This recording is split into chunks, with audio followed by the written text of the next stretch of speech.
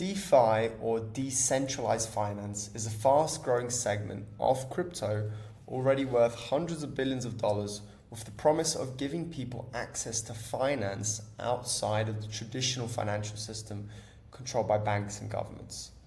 I'm A Fox, and I've been building software and teaching people about the crypto and Web3 space for many years now, and today I'll be taking a look at the current state of DeFi right now in April 2025. So in the next few minutes, we'll run through a site called DeFi Llama to look at how the DeFi space is evolving. Now, as I just said, DeFi is generally compared to TradFi, or traditional finance, and is a huge segment of Web3 crypto that's growing exponentially. Its goal is strongly aligned with a term we hear a lot in crypto of banking the unbanked. In other words, giving access to financial services to people who don't traditionally have them. It's a lofty goal, and honestly, I think it's where a lot of the magic of crypto and Web3 comes from. Since things are moving so fast, it's incredibly hard to keep up with everything. All the new blockchains, protocols, yield opportunities, airdrops, and more. And that's where this site called DeFi Llama comes in. DeFi Llama aggregates all this data into a single place, making it easy to, for people to track everything that's going on. And it's really like a one-stop shop for all things DeFi. And by far the best tool out there today to see what's going on in DeFi. I actually wrote a post about DeFi Llama and DeFi last year in 2024, at the start of 2024. You can find here. So today we'll go through and analyze the same points as then with an updated look to see what they look like now in 2025. But before we do that, if you want to learn how to grow real lasting wealth through crypto and access over $1,900 worth of courses entirely for free, then click the link in the description below. Now, let's check out DeFi Llama, and we'll kind of come back and forth here. So if we look here, okay, so this is DeFi Llama, and this is the overview screen. Now, the first thing you'll see here is the total value locked. It's at $95.17 billion, which is a huge number, right? But considering the entire crypto space is $2.8 trillion, that's only 3.3%. So there's plenty of space for DeFi to grow, right? Since last year, when I ran through this first time, that number's grown by 1.5 times, because it was around 65.4 billion. But as a percentage of the crypto space, it's kind of remained quite stable in that past year, as it was 3.5% then, and 3.3% now. Now, interestingly, this graph here only begins in 2018, and it just shows that the space, DeFi is still quite young. It's only 7 years old. But an important stat here is that we actually reached a higher DeFi TVL in 2021, right, November 2021, around 176 billion. And we're still waiting to kind of reach that peak again. It peaked then, it hit a second peak more recently in December, and now we're kind of, still trying to reach those heights. But I'm relatively confident that over time it will, right? Now, if we look here a little bit further down, we can see that Aave and Lido represent the largest TVL protocols. TVL means total value locked, so it represents assets that are locked within the protocol. And that's what we saw here, $95 billion worth of assets in DeFi. And the largest ones, hands down, are Aave and Lido, that alone account for about 37% of today's DeFi TVL. So a very large number. And interestingly, most of DeFi is clearly happening in Ethereum, which is still the most significant chain for DeFi and where DeFi actually began. Now, stable coins are another interesting thing that shows up here. You can see them here, 235 billion. That's even bigger than the amount of DeFi, the value locked in DeFi, by over double. And it just shows how stable coins are just growing massively. I think if we click here, we can see the stable coin market cap growing. It's more than doubled since last year, or it's approximately doubled since last year. So they've really hit product market fit. 8.3% of the entire crypto market is just stable coins. That's really impressive, right? They're a pretty substantial and important part of the space. Now, there's so much data in here, but we'll just go through a few specific points. We'll look now at the top chains. And so here we can see that Ethereum still dominates, right? Ethereum is 52% of all TVL. Now, what's really interesting is that Solana's grown massively. So, let's just go through this. Ethereum is still the most dominant player with 52% of TVL, but it did used to have 58% a year ago. So that number has actually reduced. And Solana's grown massively. But yeah, it's still, 6 times smaller than Ethereum. What's quite interesting is that a year ago, Tron was the second largest. But since then, Solana and Binance Smart Chain have, really grown to take over the pie here, and Tron's kind of fallen behind. You can also see those numbers here, right? And so it's just representative of the growth, the massive growth that those chains have had. Ethereum by far still has the largest number of protocols, 1,300. Even Binance Smart Chain, which has a lot, doesn't even get to 1,000.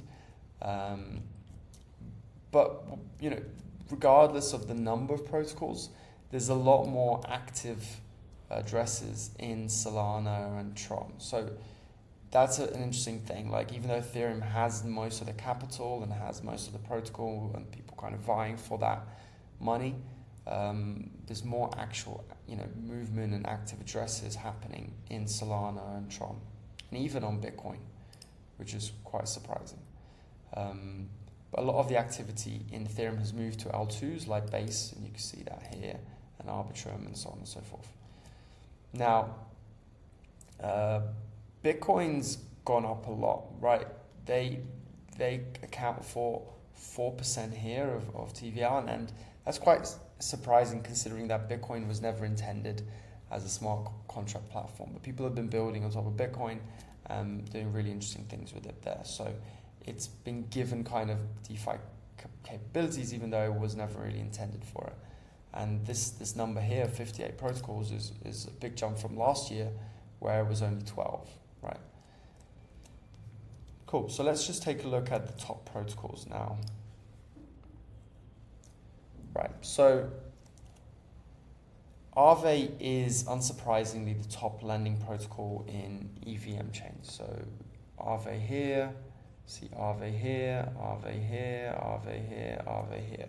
However, Base is the second largest, well, it's the biggest L2 on Bitcoin, on Ethereum, and it's actually got its own lending platform that's kind of taken over, and that's Morpho.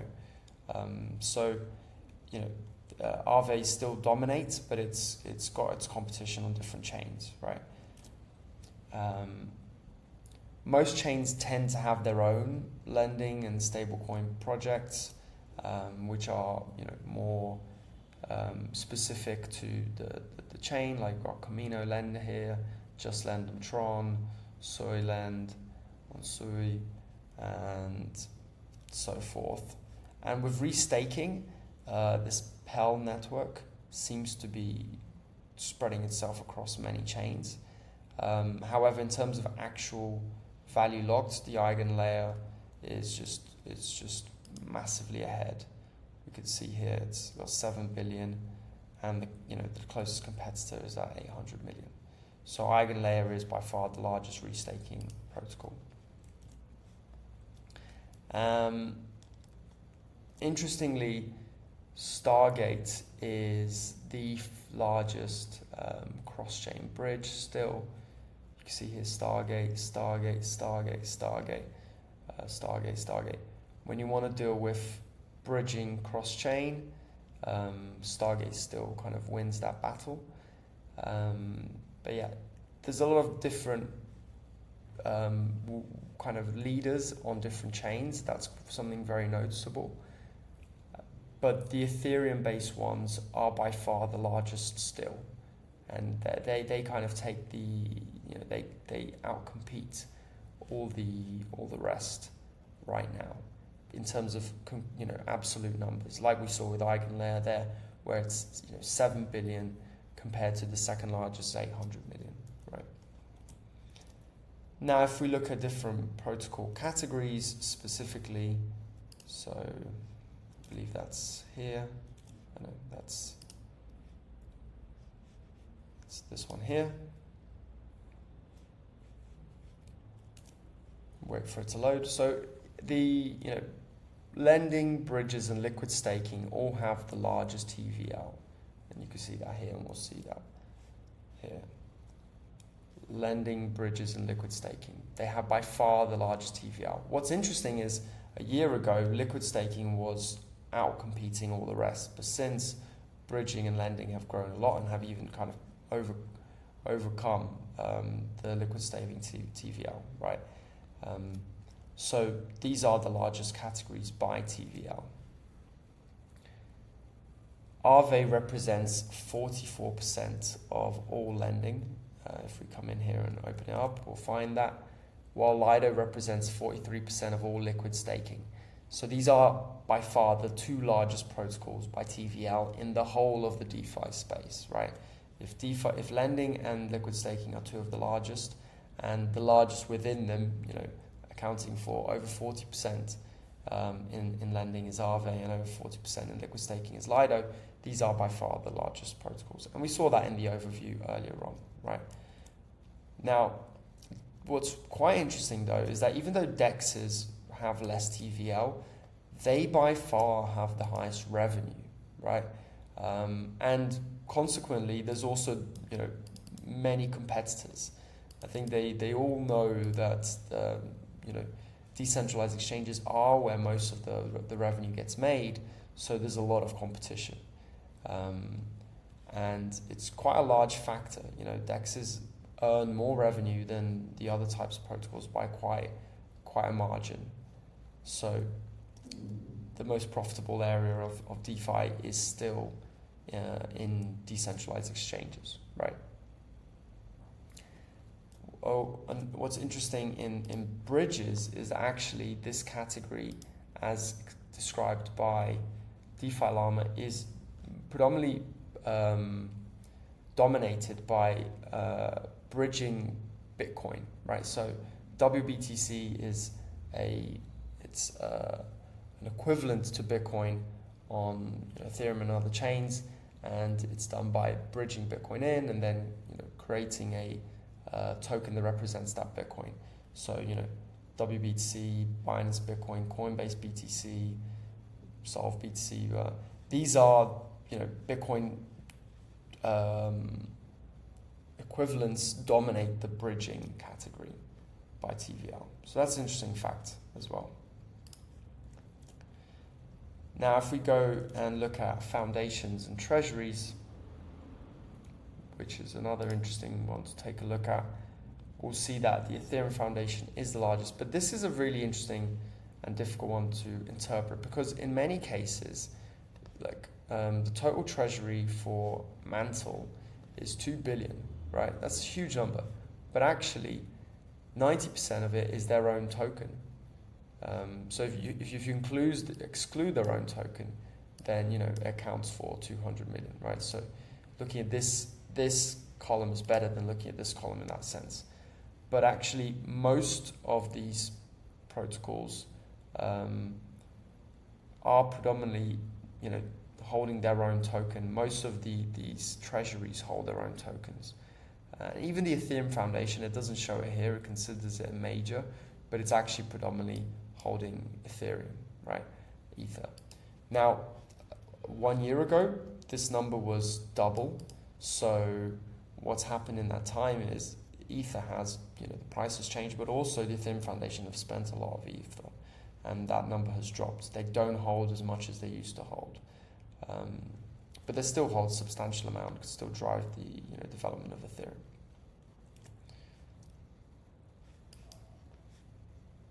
Okay, cool. Now, if we look at yields, this is a good one to look at too. Okay, so we'll find here that Lido is where most people park their cash for yield. Probably because most people are confident in ETH in the long term, as a long-term way to store value, although that's questionable with how ETH has been performing, but it's still likely believed to be one of the best places in DeFi. And beyond Lido, the other ETH equivalent staking things kind of dominate. So we've got Lido's staked ETH, EtherFi's ETH, Binance staked ETH, and Aave's staked ETH, etc. So ETH is the most staked asset, and Lido is the leader for that. In terms of getting good yield on other assets, Jito Sol seems to have like a really high APY and high TVL. A lot of people leaving their Sol in Jito Sol to earn 7.75% on it, which is a pretty good number. But actually, if we take a look, we'll find that Jupiter is giving even higher APY, and Marinade is giving even higher APY. So the APYs on Sol are really good right now, and they've got pretty high TVLs. So if you've got your Sol lying around, these are good places to put them in, right? Now, in terms of stable coins, not volatile like ETH and Sol, you could see that Sky is offering 4.5% on their SUSDS. USDS is the coin, and SUSDS is the staked one, right? It was the one that you're earning interest on. And so that's the biggest single place where people are earning yield with their parked stable coins and earning at a 4.5% return, which is pretty good, right? It's not as high as Solana's, but you're incurring less risk because of the volatility. And it's interesting here that DeFi Llama is actually tracking over 1,500 pools. So there's a lot of different pools offering yield over 468 protocols on 104 chains. That's just what's getting tracked in DeFi Llama. There's probably even more out there, right? Now let's look at fees real quick. So this is another really good one.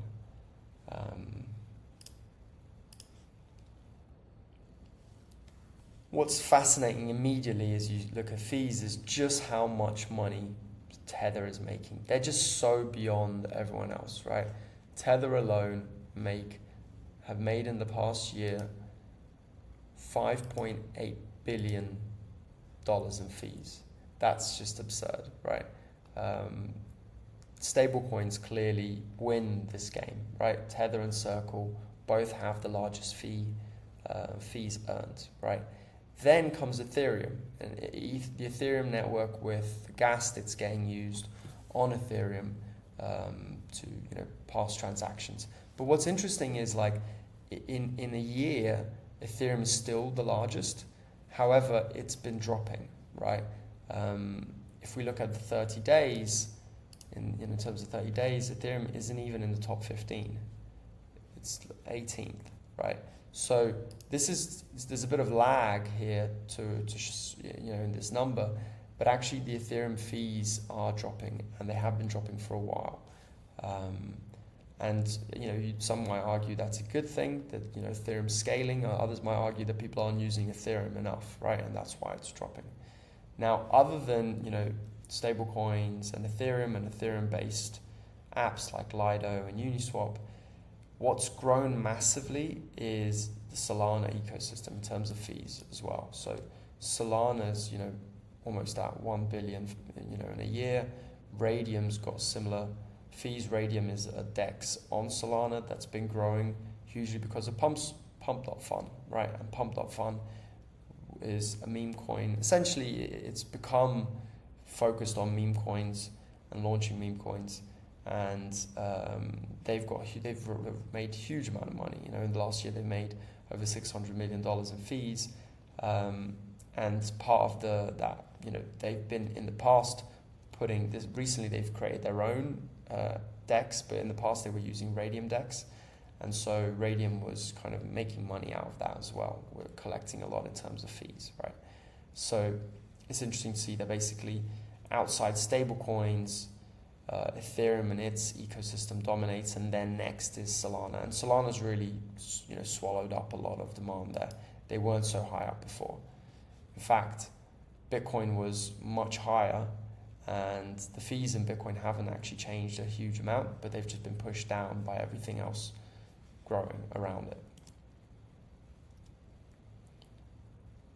Let me correct myself. They have dropped by about half, right? So the Bitcoin fees have dropped by about half since a year ago, but still, like, they've just been totally, you know, pushed out of the water by all these other ones, all these other protocols and apps. Cool. Let's take a quick look at stable coins as well.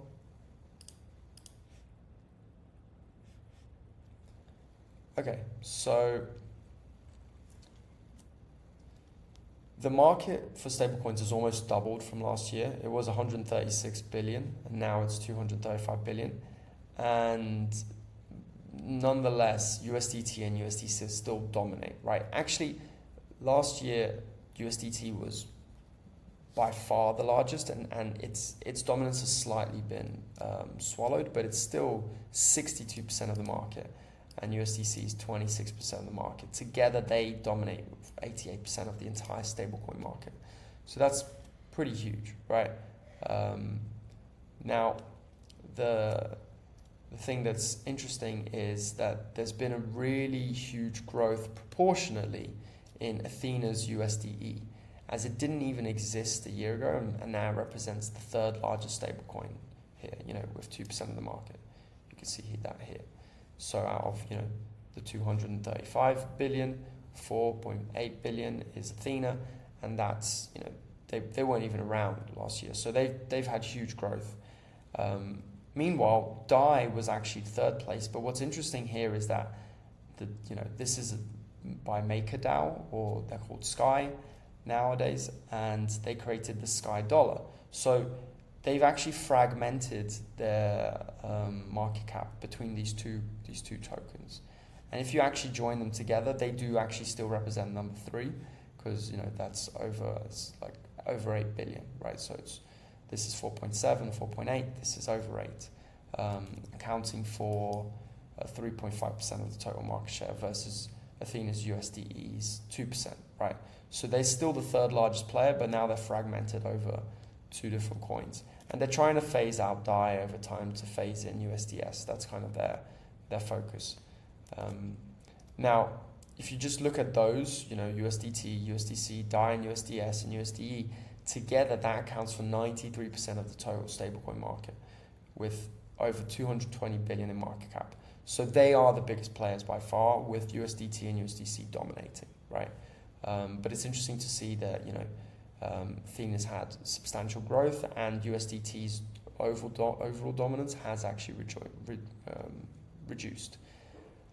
And what's actually very interesting as well is that BlackRock, which is a TradFi company, has become a new entry with their Biddle fund, and they've reached their 6th here. So that's, you know, interesting to see that it's not just DeFi native companies that are taking on this, you know, stablecoin world. TradFi is coming for it too, right? I guess they've seen how much fees that, you know, stablecoins can make, and they want a piece of the pie as well. Now, if we take a quick look at money being raised in the space, then we'll find that we've surpassed 113 billion, which is pretty great. And you're constantly seeing, you know, new money getting raised.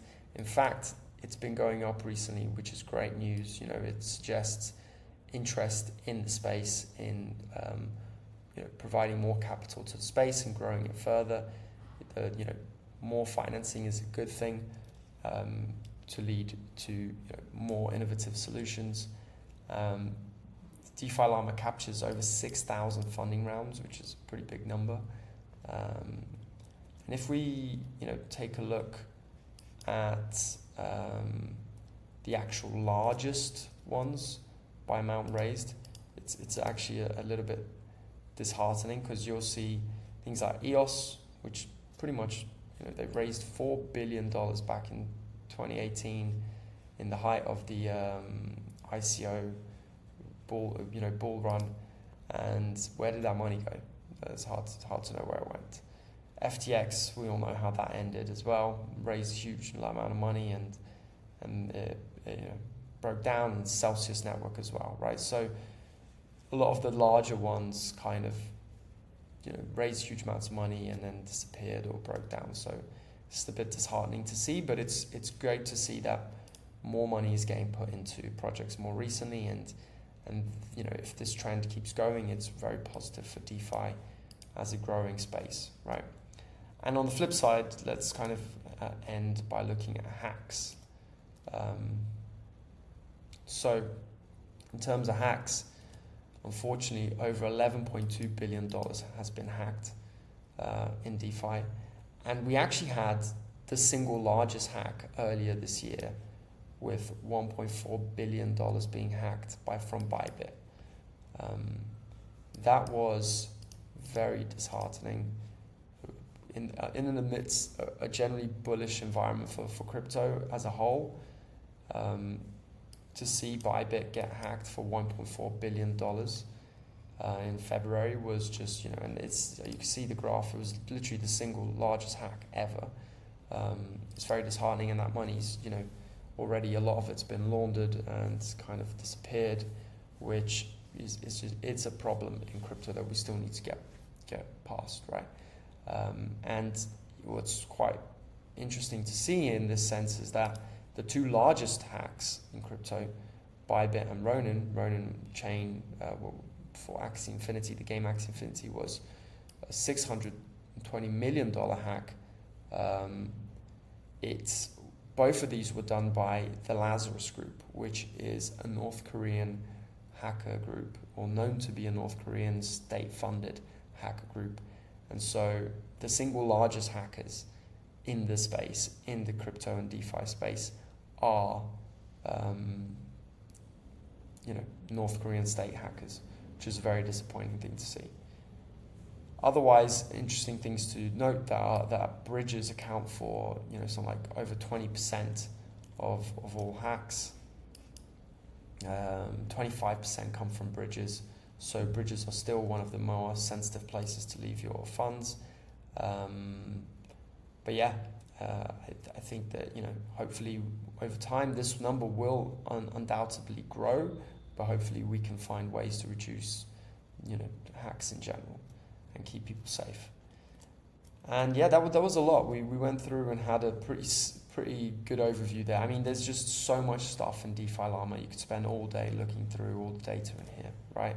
On the whole, though, it's clear that DeFi volumes are still predominantly dominated by Ethereum chain and the EVM ecosystem with its many L2s, and DeFi originated there, so it's not surprising. But we did see that Solana's been playing catch up, having grown massively in this past year, and Bitcoin is surprisingly starting to grow its own kind of DeFi ecosystem too, even though it was never intended for that. The Tron ecosystem seems to have lost a lot of ground, but it's still a strong hub for stablecoin activity, and it's still one of the largest ones in DeFi world, in the DeFi space. As a final note, I've just scratched the surface on what DeFi Llama offers. It's really impressive. I do recommend taking a look and getting lost in the graphs. And they have a bunch of services as well. They've got Llama Swap, which is a DEX aggregator, gives you the best prices on DEXs. Llama Pay for crypto payments, and Llama Feed for understanding what's happening in crypto, as well as their own API. And they have a university page where there's essentially their news as well. So there's a lot in here. You could just lose hours going through all this data. I was trying to summarize a bunch of the most interesting data in this video and in this post for people to understand the current state of crypto. So yeah, have fun hunting around all the different graphs and data in there if you decide to do that, and let's see what the future holds for DeFi. It's all looking generally pretty optimistic. And as a final note, as I said earlier at the top, if you want to learn how to grow real lasting wealth through crypto and access over $1,900 worth of courses entirely for free, then click the link in the description below, and I'll see you there.